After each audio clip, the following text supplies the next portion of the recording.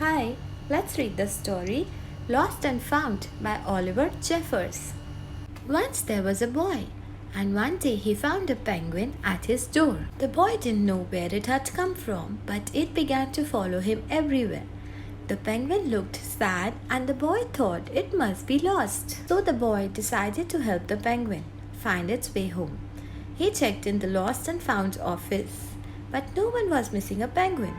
He asked some birds if they knew where the penguin came from, but they ignored him. Some birds are like that. The boy asked his duck, but the duck floated away. He didn't know. That night, the boy could not sleep for disappointment. He wanted to help the penguin, but he didn't know how. Next morning, he discovered that penguins come from the South Pole.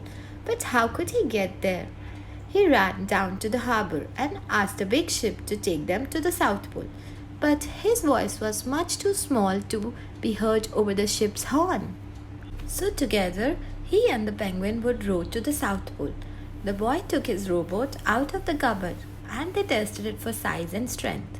They packed everything they would need, and together they pushed the rowboat out to the sea. They rowed south for many days and nights with the boy telling stories all the way.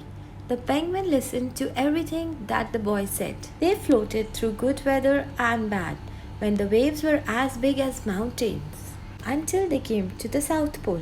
The boy was delighted, but the penguin said nothing. Suddenly it looked sad again as the boy helped it out of the boat. "Welcome to the South Pole." The boy said goodbye and floated away. But as he looked back, the penguin looked sadder than ever.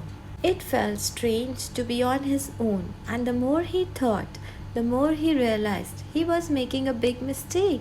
The penguin wasn't lost, he was just lonely. Quickly, he turned the boat around and headed back to the South Pole as fast as he could. At last, he reached the pole again. But where was the penguin?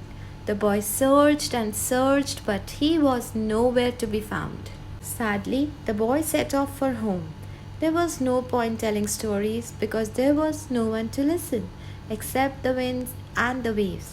But then the boy saw something in the water ahead of him. Closer and closer he got until he could see the penguin. And so the boy and his friend went home together, talking of wonderful things all the way.